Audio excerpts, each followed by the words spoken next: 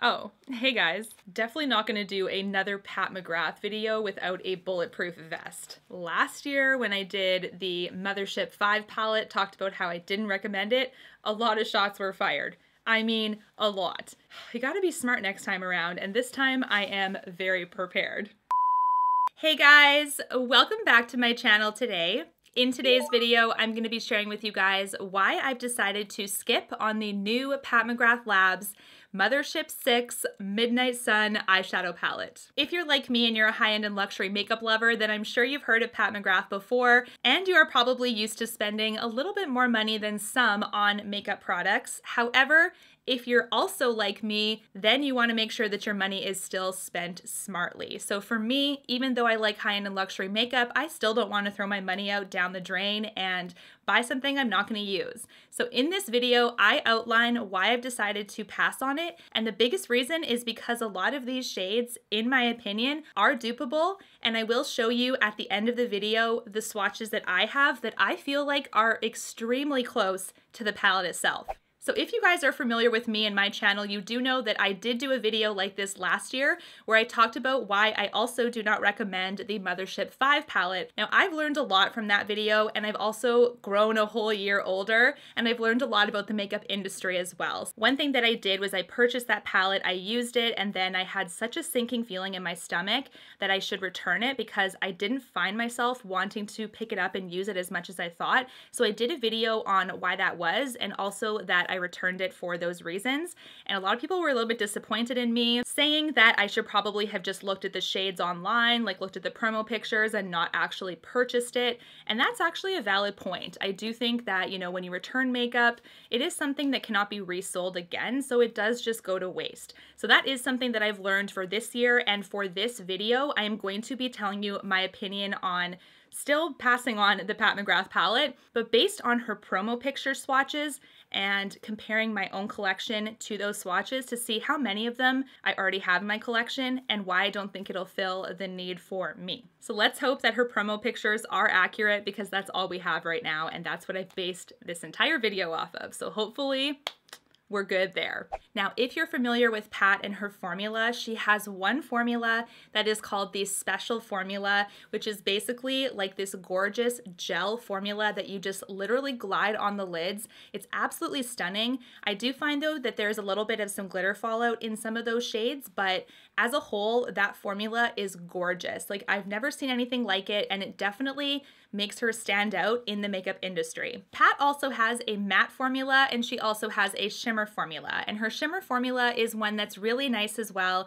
I do think it blends out beautifully, and I do think that it applies to the lids very beautifully, but her matte formula is the formula that I believe needs the most expertise when it comes to application. It can often look a little bit patchy on the lid, and if I'm in a hurry, I just don't grab those palettes because I know they take a lot of time to make them look nice. So now looking at the Midnight Sun palette, this is a full-size Pat McGrath palette. It does retail for 170 Canadian dollars. And just to kind of put it into perspective, a Natasha Denona palette also retails for 170 Canadian dollars.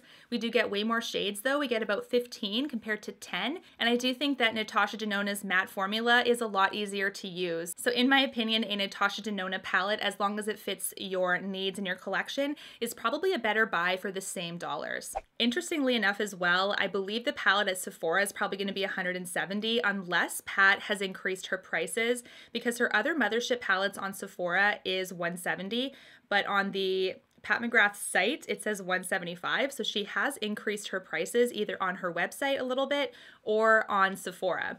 So I'm just looking at the website here for the information. There are 3 out of the 10 that are matte, and it looks like as well, based on the rest of the shades, that there are 4 of them that are like the special formula that I think is her standout formula. It is the formula, in my opinion, that makes her stand out in the industry.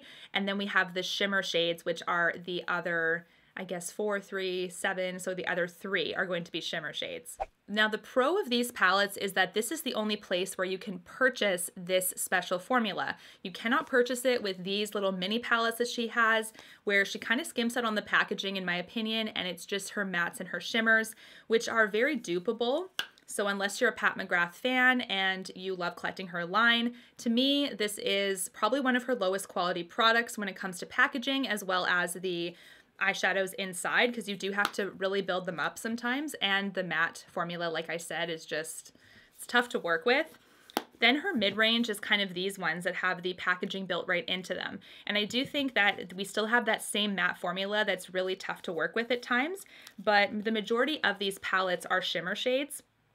So we have, I think there's one matte in this one, and again, it's very dupeable when it comes to like uniqueness of this one.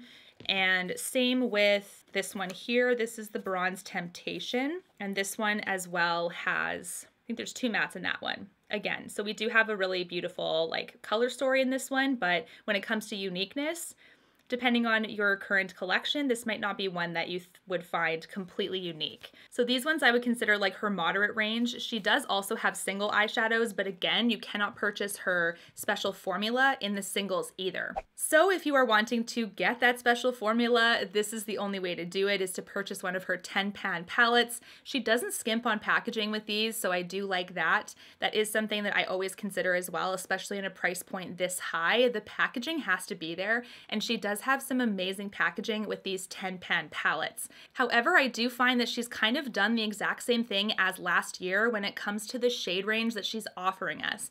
There is one shade, in my opinion, that really stands out, and that is that violet shade. It looks gorgeous, and I have a feeling it's going to be her special formula as well. And this violet is a little bit unique too, because it has a bit of a blueness to it.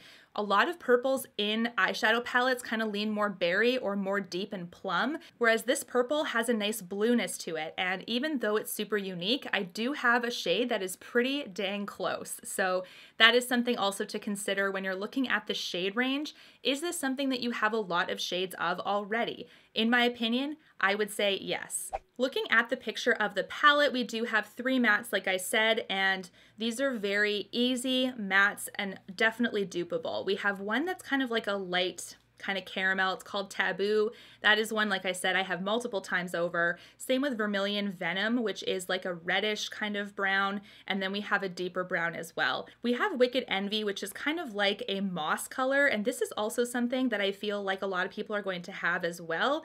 Same with Skin Show Moon Glow and Bronze Eclipse, which is like the Skin Show one is a bit of like a peachy champagne shimmer, and the Bronze Eclipse is more of a bronzy shimmer. So these are ones that are going to be fairly dupeable as well. Now, when we get to the last 4, we have to realize that this formula will not be dupeable.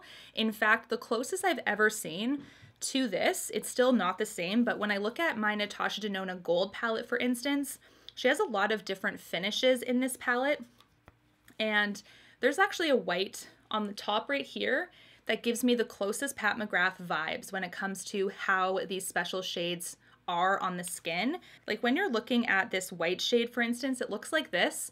It's very iridescent and beautiful, and it feels kind of like a gel powder. And when I kind of press it onto my hand here, I'm going to swatch it and show you guys what I mean.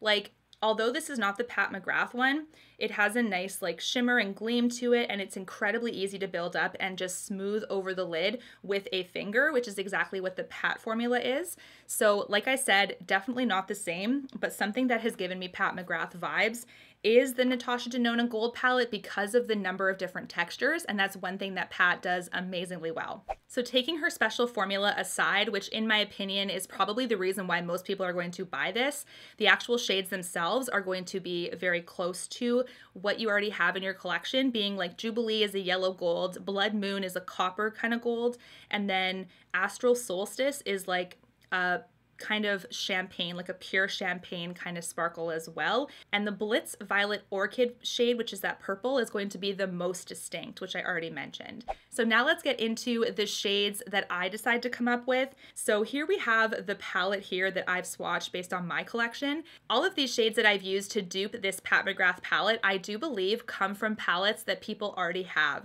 So the first shade going from left to right is actually from the Pat McGrath Bronze Seduction palette, like this little mini one, which is kind of of funny. I feel like she's kind of duping even her own self sometimes, because you do often see some of the same browns in her palettes very similarly, like between them. So that's kind of interesting. The next shade is from Soft Glam. The next one is Chocolate Gold. The next one is Tartus Pro Remix. Then we have the Natasha Denona Gold palette. We have the Deep Brown, which is from Natasha Denona Biba. It is the shade Seed. Then we have a shade from Sultry, which I feel like is very close to the Pat McGrath one. Then we have the purple. And the purple I used is actually one that I have recently hauled. And it's the Tarte Chrome Pot in the shade Unleashed. This to me is the closest purple that I have because it has that blueness to it. You can kind of see the lights are going to show more purple, but it does have a bit of like a blue gleam to it. And it's a loose powder, so you have to make sure that you have the hat in it to stop it. But that to me is the closest purple that I have in my collection. Like I said though, that is going to be the most unique shade in this palette. Lastly, I also picked up another shade from Sultry from Anastasia, which is one of my favorite Anastasia palettes and definitely worth the money. But as you can see, two of the shades are very close to the Pat McGrath palette. And the other palettes I feel like you will either have yourself or you will have a shade that will be very close. Like a champagne is very easy to find in your collection. A yellow gold, same thing. So as long as these shade swatches are accurate based on her promo pictures, this is why I do believe that I personally do not need her palette in my collection. Even though her formula is standout, like that special formula is standout, one of the best in the industry, I personally cannot justify spending $170 for just a particular formula that I do think I already have shades that are very close to. So when you're looking at like the effect on the lid, it's going to be very similar with shades I already have. If you have a Pat McGrath love beyond the moon, basically, and you love her so much, this is going to be a good buy for you because you're a fan of hers, you want to support her line, that's okay. This video is particularly for people that just want to make like a certain type of purchase. This opinion is not necessarily going to be shared by collectors that just collect makeup because they like to collect.